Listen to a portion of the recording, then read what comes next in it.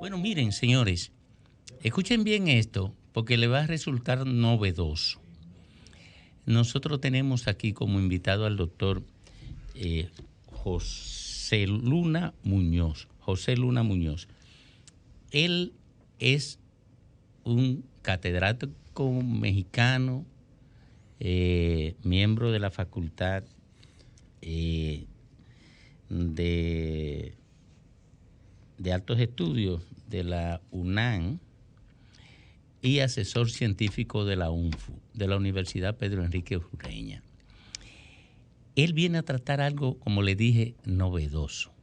Él viene a hablar del banco de cerebro de la UNFU.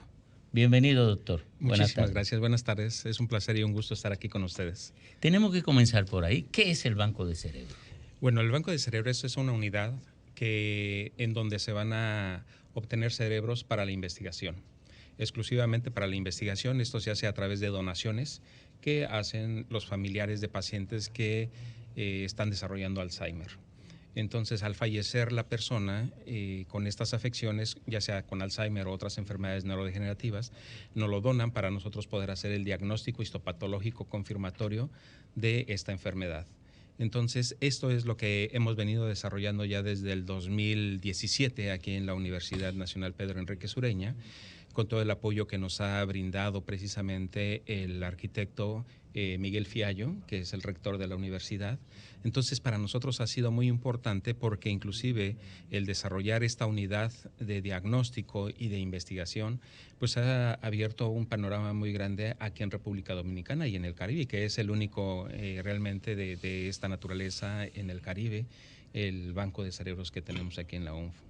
Y una pregunta, doctor, con relación a, ustedes están apoyando desde como UNAM, están apoyando la configuración, la creación de este banco de cerebro en República Dominicana, y qué hallazgos se pueden poner sobre la mesa de factura local en cuanto a que se han investigado, se han encontrado nuevos hallazgos o nuevas líneas de investigación particulares de nuestra realidad, difieren de la realidad mexicana o de la realidad caribeña. Pues mira, dentro de esto, aquí una de las cosas muy importantes, por ejemplo, ahorita estamos terminando ya un proyecto de investigación que se trata de unas proteínas que se encuentran en el núcleo y que estas posiblemente, y que esa es la siguiente parte que vamos a seguir trabajando, ver cómo impacta precisamente en el desarrollo de las enfermedades neurodegenerativas, asociadas obviamente a la enfermedad de Alzheimer. Dentro de esto también estamos buscando factores de riesgo de la población donde lo que puedan favorecer el desarrollo de las demencias, ¿no? Entonces, esta es una de las partes también muy importantes que nosotros estamos tratando de hacer ya aquí en República Dominicana y obviamente también en colaboración con la Universidad Nacional Autónoma de México, con la Facultad de Estudios Superiores Cuautitlán. Ustedes vienen a instalar este banco de cerebro a partir de experiencias obtenidas en otras fases investigativas o vienen a iniciarlo de cero. No, bueno, aquí en República Dominicana obviamente ya tenemos todo el background de todo lo que hemos adquirido en México. De hecho, el Biobanco Nacional de Demencias ya tiene 30 años de haberse empezado a gestionar en México, ¿no? Este banco de cerebros, este Biobanco Nacional de Demencias que se desarrolla en México, inició todo el proceso de la donación de cerebros con el doctor Raúl Mena López, que es una persona muy, muy cercana a la doctora Daisy Acosta, de aquí de República Dominicana, que es neuropsiquiatra y que ella está especializada precisamente en demencias, ¿no? Y a través de esta iniciativa que tuvo la doctora Daisy Acosta de generar precisamente este banco de cerebros aquí en República Dominicana, es que se empezó a gestionar aquí. Entonces, realmente el background no estamos en ceros, porque obviamente tenemos ya 30 años de estar trabajando en ello, ¿no? Pero ustedes vienen con esa experiencia, sí, con, claro, con ese banco de conocimiento. Sí. De hecho, ya ahorita ya somos parte de la red latinoamericana de bancos de cerebros. Dentro de ellos ya hay 5 países que formamos esta red, ¿no? Dentro de ellos está México, está Dominicana, Argentina, Brasil y Colombia. ¿no? Somos los únicos países a nivel de Latinoamérica que nosotros tenemos estos bancos de cerebros, ¿no? ¿Ustedes han logrado alguna conclusión acerca de debilidades o mecanismos para enfrentar el deterioro del cerebro? Sí, del cerebro? Sí, de hecho, una de estas investigaciones que también vamos a someter próximamente para investigación es precisamente el buscar factores de riesgo, ¿no? Sabemos que la enfermedad de Alzheimer se puede presentar de dos formas, uno que es asociado a un factor genético, que obviamente hay mutaciones ya en los genes, ¿no? Y que esto va a desarrollar efectivamente la enfermedad. Pero sin embargo, el 95% de los casos de Alzheimer se presenta de una forma esporádica. ¿Qué significa esto? Que realmente nosotros en este momento no sabemos qué la desencadena. Por eso estamos buscando estos factores de riesgo, y dentro de estos factores de riesgo es muy importante que nosotros analicemos lo que es los estilos de vida, ¿no? Entonces, eso es lo que nosotros estamos buscando ahorita en México y en República Dominicana. Y si lo ven dentro de estos factores de riesgo, estamos viendo la obesidad, el sedentarismo, la poca actividad que podemos tener precisamente de nuestra actividad mental, pero también alteraciones cardiopulmonares, ¿no? Entonces, también la alta ingesta de azúcares, la alta ingesta de grasas, y sobre todo también la mala alimentación que nosotros en general estamos teniendo, El ¿no? estilo de vida occidental completo. Sí, y eso es una de las cosas que para nosotros nos es muy importante. ¿Por qué? Si nosotros vemos nuestra población latinoamericana, en poco tiempo va a ser predominantemente adulta mayor. Sí. ¿No? Entonces, eso es lo que preocupa bastante, ¿no? Sobre todo en este proceso de deterioro cognitivo, porque no sabemos realmente qué es lo que está desarrollando precisamente este tipo de enfermedad, la forma esporádica, ¿no? Y hay elementos de corte fisiológico ya identificados que empujen el deterioro a partir de, digamos, de investigaciones que se pudieran dar en observaciones dilatadas. Sí, de hecho, uno de los estudios que estamos pretendiendo hacer es precisamente en una comunidad de monjes que precisamente, como tienen ya todo un sistema bien establecido de todas sus actividades, sus reglas, es muy controlado eso, ¿no? Pero adicionalmente también tenemos que ver cómo las personas pueden estar cambiando todos estos hábitos, comparándose obviamente con algo controlado con lo que no está controlado, ¿no? Y dentro de lo que no está controlado, pues hemos visto, por ejemplo, ya histopatológicamente algunos casos de diabetes, donde sí ya hemos visto algunos casos histopatológicamente, cómo la diabetes ha generado realmente la presencia de lesiones de tipo Alzheimer, ¿no? Ahora, esto también es muy importante que lo veamos. No necesariamente tiene que ser todos los que tienen diabetes van a desarrollar demencia, ¿no? Aquí es muy importante que nosotros podamos tener muy buen control de la diabetes para que obviamente se reduzca esta probabilidad de desarrollar la enfermedad. Usted se ha referido a los procesos por medio de los cuales ustedes pueden decir tal cosa favorece el mal o no lo hace. Sí. Pero ¿tienen una idea de las manifestaciones reales del Alzheimer inicialmente? Sí, de hecho, aquí sí me gustaría poder ponerlo en claro, ¿no? Porque hay un inicio que nosotros podemos decir el inicio clínico de la enfermedad, ¿no? Que esto es las alteraciones de la memoria de corto plazo, alteraciones de juicio y conducta, que eso serían cosas muy importantes. ¿Qué es eso de juicio y conducta? Juicio y conducta, esto es, por ejemplo, yo tengo unas actividades que estoy desarrollando. Por ejemplo, yo en este momento estoy con ustedes en esta entrevista, pero si yo tuviera un cambio, por ejemplo, en el momento que yo empezara a desvestirme aquí sin ninguna razón, simplemente porque siento calor, ¿no? Y entonces yo me desnudaría, eso realmente es un problema que ya tiene un problema en la corteza temporal frontal, porque no tiene los límites, ¿no? Por otro lado, también inclusive las personas pueden empezar a ser muy agresivas, ¿no? Entonces, esos pequeños cambios sutiles que podemos nosotros ver en las personas, eso puede indicarnos ya un problema que tenemos que identificarlo y obviamente tratarlo, ¿no? Ahora bien, dentro de eso también es que yo me pueda perder en espacio-tiempo. En espacio-tiempo es, por ejemplo, como les decía, yo me encuentro en este momento, estoy platicando con ustedes sobre precisamente el tema de Alzheimer y de repente ya no sé lo que estoy haciendo yo aquí. No sé qué es este ambiente que nos está rodeando. Perdió la conexión. ¿Sí? Entonces pierdo la conexión en esos momentos, ¿no? Doctor, una pregunta. Usted señaló que el banco de cerebro se nutre de aportes, me imagino que voluntarios, de personas que fueron en su momento pacientes de esta terrible enfermedad y por apoyo de sus familiares. Si personas quisieran apoyar, nutrir al banco o quisieran colaborar de la forma que se tiene que hacer, ¿cómo podrían hacerlo? Sí, una de las cosas es que se puedan conectar o poner en contacto con la Universidad Nacional Pedro Enrique Ureña, ahí con el área de investigación, ¿no? Que hay una unidad específica precisamente de proyectos especiales. Y de hecho, ahí en la página también electrónica del biobanco, del Banco de Cerebros, también se tiene toda la información requerida para ello, ¿no? Esto también es muy importante que veamos que no nada más es la donación de cerebros exclusivamente de personas que fallecen con alteraciones neurodegenerativas. Ya hablamos también ahorita que van a ser también de personas que fallecieron con un estilo de vida. Dentro de los que ya mencionamos, alcoholismo y drogadicción también son muy importantes. Y por otro lado, también de otras enfermedades neurodegenerativas que no son realmente, que se podría decir que son los casos control, ¿no? Esos casos control nos ayudan muchísimo para que nosotros podamos comparar los procesamientos anormales de las proteínas que están involucradas en este proceso degenerativo, ¿no?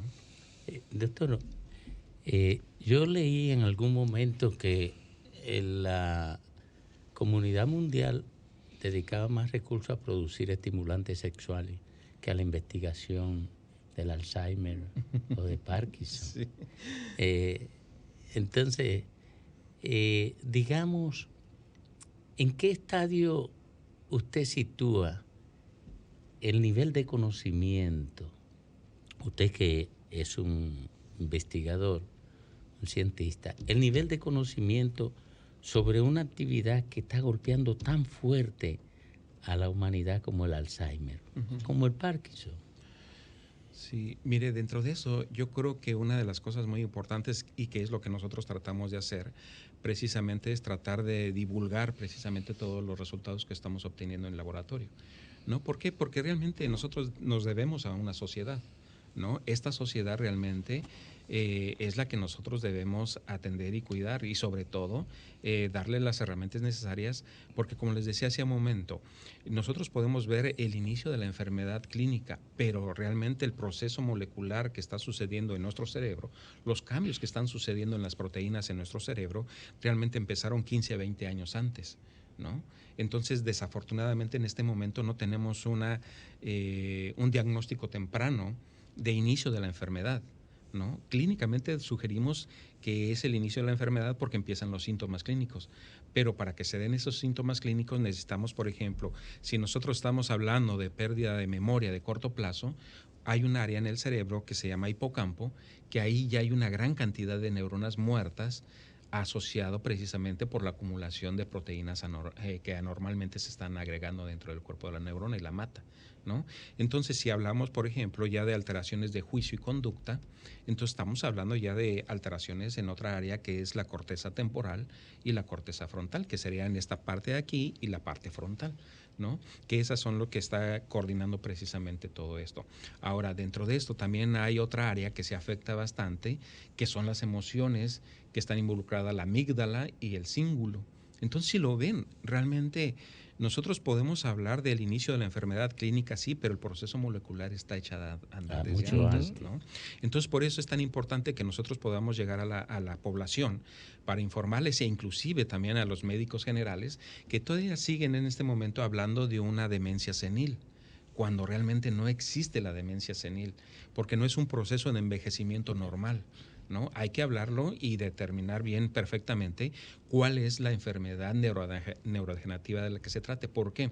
Porque si nosotros detectamos tempranamente la enfermedad, obviamente tenemos y le estamos dando al paciente una mayor oportunidad para que pueda tener un mayor tiempo, que podamos reducir el proceso de evolución de la enfermedad, pero también le generamos una independencia de mucho más tiempo. ¿Cómo usted calificaría el interés de la Organización Mundial de la Salud en estos procesos de investigación sobre el Alzheimer? Pues mire, en ese proceso yo creo que estamos muy ad hoc a todos estos cambios que se están gestionando en la población. De hecho, están muy preocupados precisamente por toda la población latinoamericana, ¿no?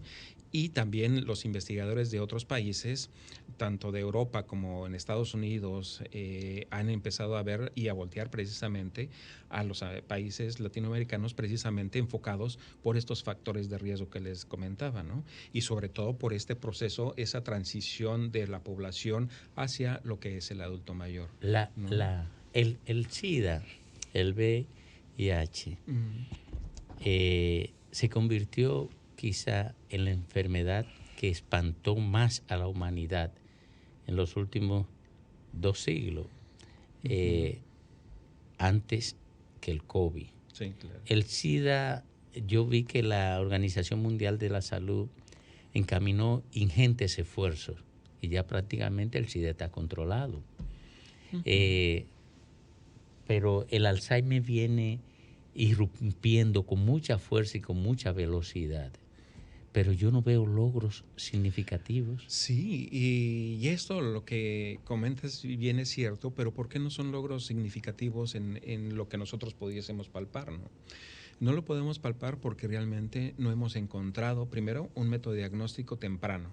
¿Por qué? Porque nosotros clínicamente podemos tener un acercamiento de que la persona está desarrollando la enfermedad de Alzheimer, pero realmente no estamos tan seguros hasta que analizamos su cerebro de cuando fallecieron, ¿no? Por otro lado, también no hay un marcador específico que nos pueda indicar que se está desarrollando la enfermedad. Entonces, eso es una de las cosas que ha limitado muchísimo a estas investigaciones en estas enfermedades neurodegenerativas, como es la enfermedad de Alzheimer, ¿no? Hay un israelí, que usted lo debe conocer, que escribió un libro, 21 lecciones para el siglo XXI, que hablaba del potencial de la inteligencia artificial para descubrir, hacer diagnóstico temprano sobre enfermedades muy desconocidas. De alguna manera, y además, en ese libro, él analiza con bastante profundidad el funcionamiento del cerebro y, digamos, haciendo ejercicio de psicogramas y otros mecanismos que permite descubrir intersticios muy escondidos. Sí. Él hablaba de la potencialidad. ¿Cómo usted valora esta posibilidad de la potencialidad de la inteligencia artificial para establecer diagnóstico preciso sobre el potencial de desarrollo de enfermedades? Sí, dentro de este análisis que está haciendo a través de estas interacciones, es muy importante que podamos ver nosotros que sí hay un potencial muy importante sobre ello, pero nuevamente vuelvo a regresar a lo mismo, ¿no? Si no sabemos qué la origina, si no sabemos realmente en qué momento inicia realmente la patología y en el qué momento realmente se va a suscitar precisamente ya estos cambios neuropatológicos, entonces nuevamente volvemos a quedar todavía en la expectativa. Así es, ¿no? Entonces yo creo que dentro de esto lo que es muy importante es que nosotros tenemos que ver precisamente que dentro del siglo XX, una de las cosas muy importantes que ha generado mucho mayor impacto y es una de las genialidades muy importantes es el desarrollo de bancos de cerebros para estudiar las enfermedades precisamente del sistema nervioso. Y la característica de esos cerebros en distintas áreas del mundo, claro, a partir de el esquema de alimentación, el modo de vida, la interacción con el ecosistema, en fin, ¿verdad? Sí, fíjense que ahorita, por ejemplo, la doctora Daisy Acosta está haciendo un proyecto precisamente a mediano plazo sobre precisamente buscando estos factores de riesgo y también cómo está respondiendo ante ciertos estímulos que se le están dando, una dieta adecuada y a través también de actividades físicas y actividades cerebrales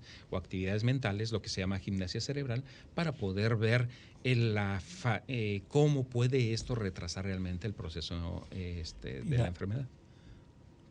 Usted está claro en que los indicadores iniciales que hablan del inicio del Alzheimer están ubicados. Se ha referido a que recomendaciones de formas de alimento, de ejercicio, ayudan. Sí, claro. No hay ninguna estructura química que pueda servir, ningún medicamento que pueda ayudar a contener el Alzheimer. Desafortunadamente en este momento no. No lo hay, y lo que se puede hacer y lo que se ha hecho, por ejemplo, son los omega 3. ¿No? El omega 3 ha favorecido precisamente alguna posibilidad de poder retrasar un poco el proceso de evolución.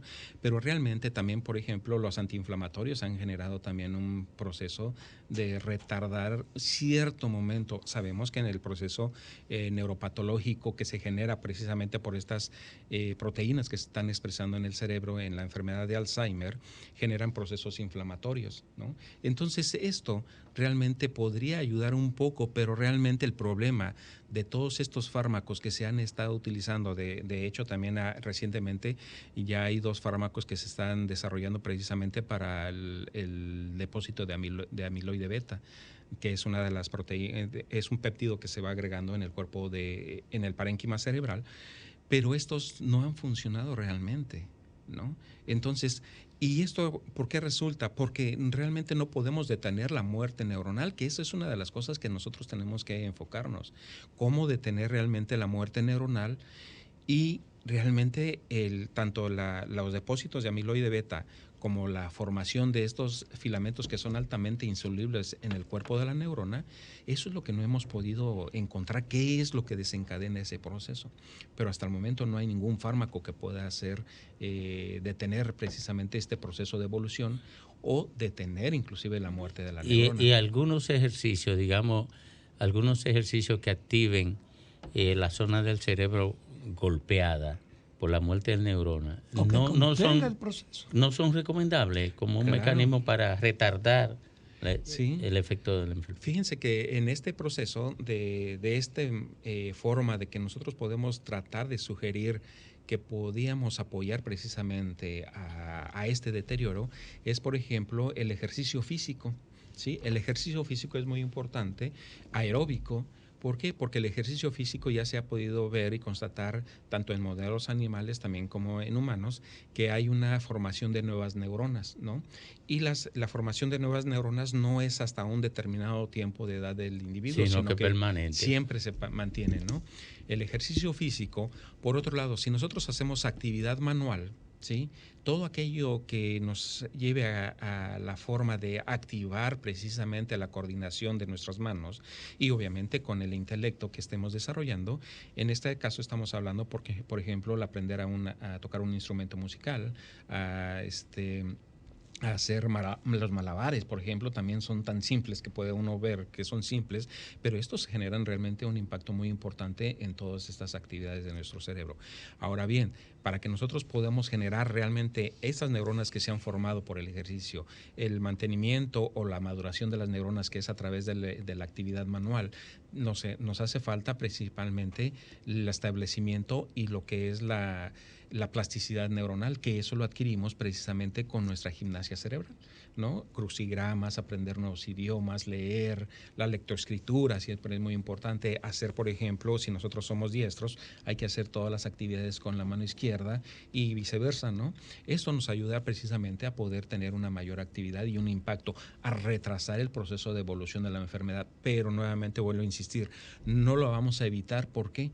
Porque realmente el proceso, una vez que está echado a andar la maquinaria, ya no la podemos detener. No hay cura, no hay reversión total. Sí. Gracias, doctor. Muchísimas gracias al doctor José Luna Muñoz, asesor científico de la UNFU, Universidad Pedro Enrique Ureña, y miembro del Cuerpo de Investigación de la UNAM mexicana. Muchísimas gracias por acompañarnos y gracias a la UNFU y a su cuerpo de investigación por hacer el contacto para que usted estuviera aquí con nosotros. No, pues muchísimas gracias. Nada más una solicitud realmente al público que nos apoye precisamente con la donación de estos cerebros de sus familiares o de las personas cuando fallecen. Precisamente esto nos va a ayudar precisamente a poder encontrar mucho más pronto las proteínas y las moléculas, y sobre todo estamos también buscando un diagnóstico mucho más temprano para la enfermedad de Alzheimer. Bueno, hay justamente un taxista que nos escribió preguntándonos cómo se podían donar los cerebros para el banco de cerebro. Bueno, aquí hay todo un mini manual de explicación de lo que es el banco de cerebro, cómo funciona y los aspectos éticos y legales que le dan soporte, la visión bioética y los mecanismos de donación. Bueno, cuando nos pregunten ya nosotros podremos informar con mayor precisión. Aquí tenemos también, perdóname, una solicitud aquí, del Banco del Cerebro a una gente que tenga duda de que padece por estas cosas. Bueno, aquí lo importante, recordemos que el análisis que nosotros hacemos es cuando ya la persona fallece, ¿no? Cuando fallece, entonces nosotros ya podemos trabajar. Claro. Ahora, lo que estamos también tratando de hacer, un proyecto de investigación, es precisamente buscando un método de diagnóstico no invasivo para poder diagnosticarlo tempranamente la enfermedad. Correcto. Que este es un proyecto que tenemos corriendo ya en el banco y en el Biobanco Nacional de Demencias. Mire, queremos saludar la presencia del doctor José Felipe Guillén Sarita, que es el director de proyectos especiales de la UNFU y quien inició los contactos con nuestro amigo Eladio Hernández para concretizar esta invitación. Muchísimas gracias al doctor José Felipe Guillén Sarita. Ahí está la dirección. Correcto. Bueno, él nos dice que está la dirección. Lo pueden contactar los teléfonos. Ajá, en la dirección de proyectos especiales que está en la John Fitzgerald Kennedy, en el edificio 3, piso 4 de la UNFU. Y los teléfonos son el 809-562-6601. La extensión. Ajá. Bueno, aquí están todos los. La descripción de. Sí, está todo en este brochure. Está en la página web también. Nosotros luego estaremos presentándoselo a la gente, porque hay mucha gente que probablemente comience a preguntar ahorita. Sol 106.5, con la mayor variedad de contenido, información, entretenimiento e interacción en una sola estación. Cobertura total, disponible para ti en la radio y en las plataformas digitales. Somos Sol 106.5, la más interactiva.